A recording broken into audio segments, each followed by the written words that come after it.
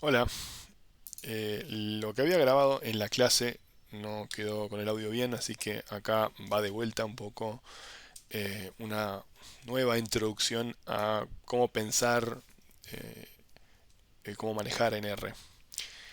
Sí, vamos a repasar las ventanas. Acá tenemos la ventana de scripts. Acá tengo mi primer script de R.R. Acá tengo el ambiente que está vacío. Acá tengo el help, que es como aparece, pero puedo ver plots, puedo ver los archivos del directorio. Y acá estoy en la consola. La consola uno puede pensarla como que es una calculadora. Uno puede hacer cuentas, qué sé yo. ¿Sí? 34 más 5 dividido 7. Hay que poner atención a los paréntesis, porque estas dos cosas dan resultados distintos. Después tengo variables. Cuando uno escribe un script o cuando uno maneja R es un lenguaje de programación. Por lo tanto, eh, en todo lenguaje hay palabras. Y hay como dos grandes categorías de palabras, si se quiere, los verbos que refieren a acciones y los nombres de las cosas y los sustantivos. Entonces, nosotros tenemos la posibilidad de llamarle, poner etiquetas a algunos contenidos. Por ejemplo, yo puedo decir que hay un objeto que se llama A que tiene valor asociado 45. Entonces ahora, en vez de hacer 45 más 5, que me da 50, yo puedo hacer A más 5. Y por lo tanto, eso también me va a dar 50, porque A refiere a un valor que es 45. Entonces tengo valores numéricos y puedo hacer ciertas operaciones. También tengo otro tipo de valores, como por ejemplo el valor verdad con la T mayúscula o con true, y el valor falso o escribiendo todo falso. ¿Sí? Y también tengo algunas operaciones que puedo hacer con esos valores. Por ejemplo, puedo con el signo de admiración negar un símbolo de verdad y transformarlo en falso. Entonces también puedo llamar a otro objeto, asociarle el valor verdadero y puedo llamar la negación de ese objeto. Y entonces tengo no B, que como B es verdadero, entonces ahora no B es falso. Podría sumar, ¿sí? Acá es algo raro porque B también es verdadero, pero lo transforma en un 1 y verdadero es 1, digamos. Entonces 1 más 1 es 2 y T más T lo internaliza como 1 más 1. Y el falso es falso, pero también es 0. ¿Sí? Pero bueno, tenemos también otro tipo de variables como las variables de caracteres, ¿sí? Como hola, ¿sí? Entonces uno pensaría que si, eh, así como el más para números suma números y en los falsos y verdaderos el más también lo transforma en números, yo podría hacer algo así, como c más 1, pero no, o c más esto y tampoco, ¿sí? Acá el más no funciona para strings. Pero bueno, también tenemos posibilidades de hacer listas. Y acá viene una de las funciones más importantes que van a ver, es la función de combinar elementos. Entonces uno puede combinar yo sé, tres números. ¿Sí? Entonces ahora D tiene asociados una lista donde el primer elemento es 1, el segundo es 5 y el tercero es 6. Noten que combinar es una función. ¿Sí? Es una acción, combina elementos. Y entre paréntesis curvos, uno tiene que especificarle qué elementos son los que van a ser combinados. Pueden ser numéricos, pueden ser strings, o pueden ser una combinación de valores de todo tipo. ¿Sí? Las listas pueden tener cualquier cosa dentro. ¿Sí? Entonces, cuando tengo distintos elementos, yo puedo querer solamente averiguar cuál es el primer elemento de la lista D, en este caso, o el segundo, lo que sea, y para eso necesito usar paréntesis rectos. ¿Sí? Nótese que rectos son para objetos, para cosas que tienen un valor asociado, cosas en el momento fijas. ¿Sí? D vale esto ahora, ¿sí? 1, true y E. Si yo pongo D de 1 me da el valor 1, D de 2 true y D de 3 me va a dar E. Ahora yo también puedo usar otro valor, supóngase A. Ahora lo digo que A es 1. Y yo puedo hacer cosas como esta, D de A. Entonces, ¿qué quiere decir esto? Del elemento D, del objeto D, dame el elemento A. Y como A vale 1, esto me va a dar 1. Si A valiera 3, D de A me va a dar E. Voy a agrandar un poquito la fuente a ver si capaz que se ve mejor en el video. Ahí está. Entonces puedo usar como índice otra variable, siempre que sea numérica. Si A fuera hola, D de A, vamos a probar qué hace. Ay, no estoy muy suelto con cómo usar. Bueno, esto les va a pasar a ustedes también cuando estén con un teclado nuevo como yo. No darse cuenta bien de dónde están los distintos tipos de paréntesis. DDA dice no está, ¿sí? Porque no hay un elemento que se llame hola en D.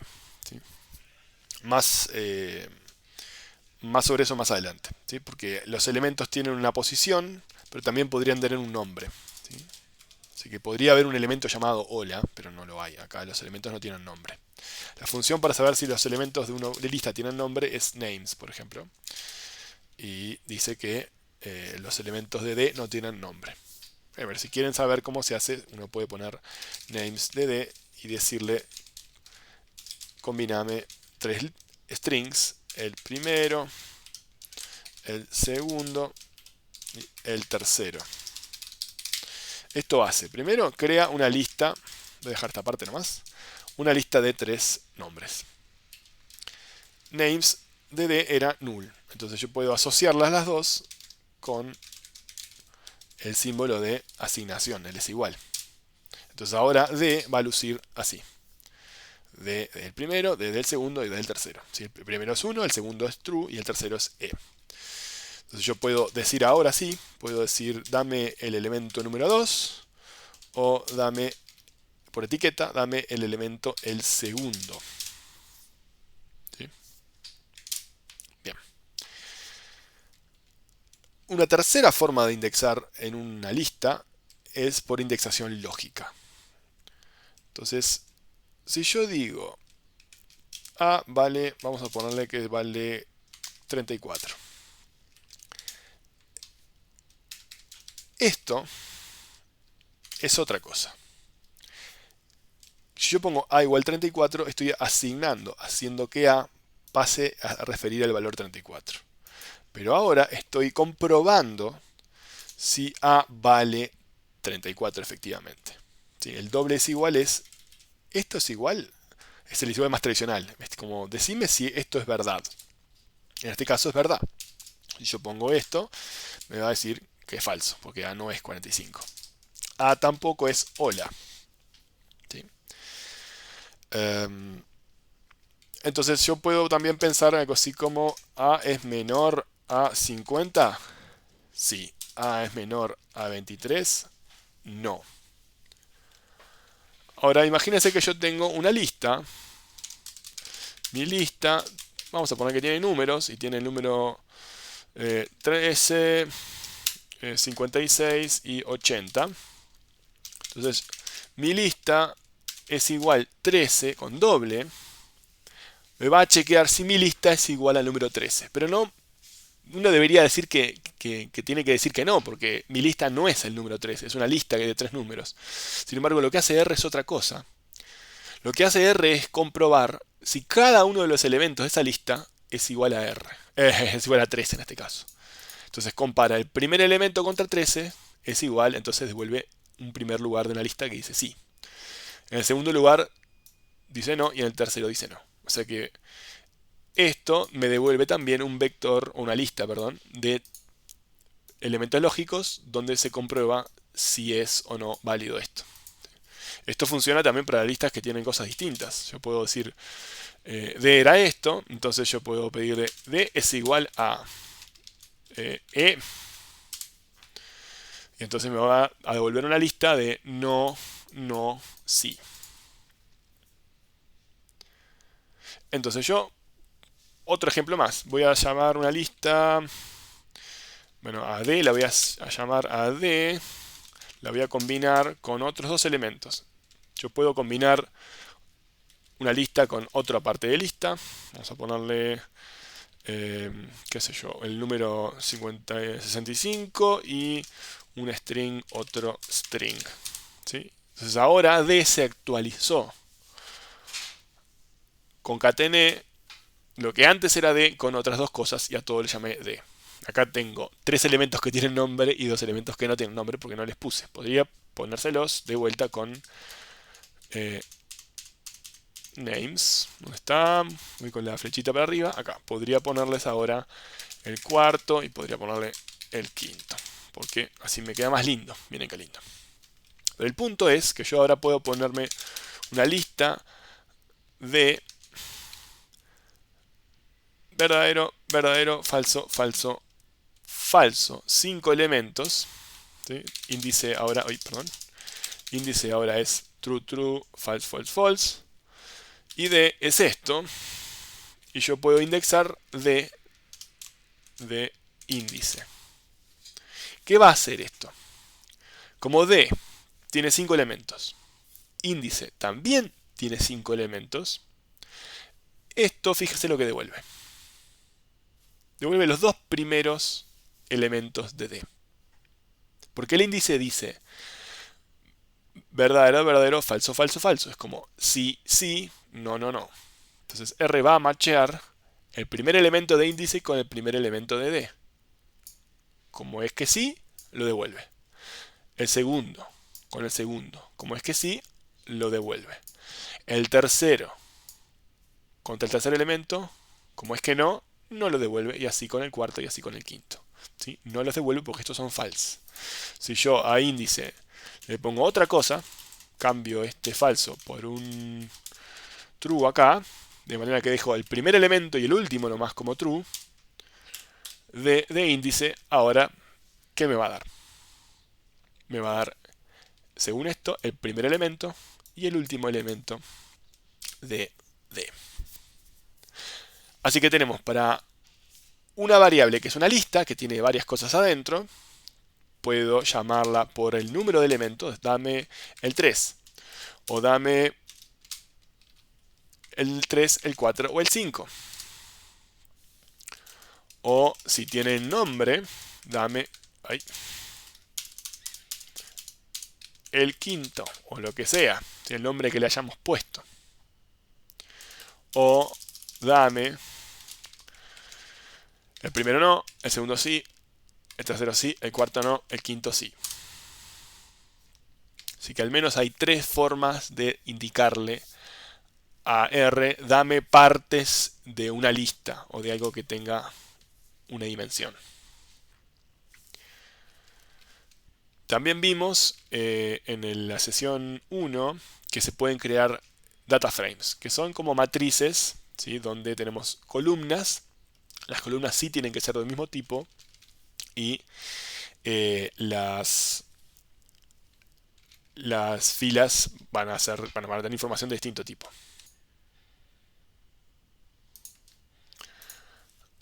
Cambié el directorio de trabajo para poder hacer esto. Para poder cargar en la carpeta input el archivo datos limpios. Esta es una forma de traer al ambiente un data frame que ya tenemos. Para ver el data frame podemos hacer doble clic o un clic acá según lo que tengan ustedes configurado. O hacer view, ¿sí? View datos limpios. Y acá vamos a ver que tenemos 330 filas y 8 columnas. Y cada columna es de un mismo tipo. ¿Sí? Estos son todos caracteres, estos son numéricos. ¿Sí? Tenemos una columna de caracteres y una de numéricos. Y la función str, la función, paréntesis curvos, cuando le paso un elemento, datos limpios, me va a aplicar una acción sobre ese objeto. Que esta acción de str habla de la estructura, Entonces me dice que sexo es un factor con 2 niveles y el resto de variables son numéricas. Entonces, datos limpios es un data frame, dijimos, tiene 2 dimensiones. ¿Sí? Por un lado tiene filas y por otro lado tiene columnas. En este caso, puedo pedirle también una columna, una fila, la primera fila y la primera fila y la primera columna, o sea, la primera celda. ¿Sí? La primera fila y la primera columna es el caso 1, la variable sexo, que es femenino. Acá me dice también que los niveles de ese factor son masculino y femenino. Yo puedo pedirle la fila 1 entera, y esto es una lista, porque tiene distintos valores. Esto es un factor, estos son valores numéricos. Y acá tiene etiquetas, ¿sí? Esto es una lista que tiene distintas etiquetas.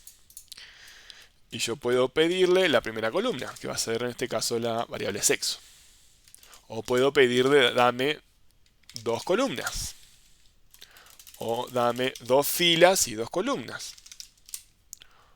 O también dame la primera columna sí, la segunda no, la tercera sí, la cuarta sí, la quinta no, la sexta sí, la séptima no y la octava tampoco. Y así puedo jugar con variables que sean índices también. Puedo, qué sé yo, si en una variable A tengo, bueno, vamos a llamarle I a la fila 45 y la fila 78, y la variable J, las columnas 1, 2 y 3, puedo pedirle dame datos limpios de I y J, ¿sí? De las filas I de las columnas J, y ahí tengo los valores. Entonces ahí puedo manipular, puedo indexar, puedo decirle dame una parte o dame entero datos limpios, ¿sí? Y las distintas salidas, yo acá las estoy poniendo en consola y están quedando en el aire, pero yo siempre las puedo asignar a otra frame, otra variable, ¿sí? Siempre que yo escribo algo en consola que genera un print de estos en impresión, me está dando como un objeto que lo estoy tirando a la basura, y una forma de capturarlo y darle nombre y que pase a estar en el ambiente. Básicamente darle nombre es eso, nombrarlo. Es como, esto ahora se llama Pepito, ¿sí? Entonces ahora pasa a estar en el ambiente. Entonces uno puede generar de distintas maneras objetos, ¿sí? Nombres de cosas que pueden salir de cortar en pedazos otras cosas, o de explícitamente decir créame una lista o créame un data frame que va a tener una columna, primera columna, que sean, no sé, 2 valores para hacerlo corto, y segunda columna que sea qué sé yo. Entonces uno sigue pudiendo crear distintas estructuras de datos en el fondo, ¿sí? Bien, así que acá estamos dando una primera pincelada de cómo generar objetos y cómo manipular muy por arriba objetos, listas en particular, y un poquito de cómo llamarle a data frames. Se me olvidaba. Acá también puedo pedirle por nombre de columna, así que datos limpios, puedo pedirle que me dé todas las filas y la columna SD total, ¿sí? Y esto es lo mismo que decirle datos limpios pesos SD total. Exactamente lo mismo. El pesos indica ahora esto es un vector, o una lista, ¿sí? Ahora le puse un vector de nombre y ahora tengo un valor en el ambiente que se llama un vector. Y a un vector que es numérico le puedo sumar 100, qué sé yo. Puedo hacer cosas independientemente de lo que quedó guardado en datos limpios. Esto es un data frame que sigue teniendo lo que tenía antes. Yo le puse un nombre a una parte de esa data frame, entonces ahora esto pasa a ser independiente de esto. Yo puedo modificar un vector y no necesariamente modificar esto otro que estaba acá, ¿sí? Se crean como una copia, ¿sí? Entonces yo puedo a un vector, ahora le puedo llamar un vector más 100, le agrego 100 a cada elemento de un vector, y el vector era la columna datos limpios, pero esta no se cambió. Esto sigue siendo los valores originales. Es lo mismo que hacer, una vez más, que llamarle por el nombre así con comillas, datos limpios. Perdón, SD total, o sí, vamos a llamarle SD total. Esto no te autocompleta, solo te autocompleta el pesos. Bueno, ahora sí, creo que quedó un poco en global al menos cómo es el manejo básico de algunos elementos como listas, como índices y como data frames.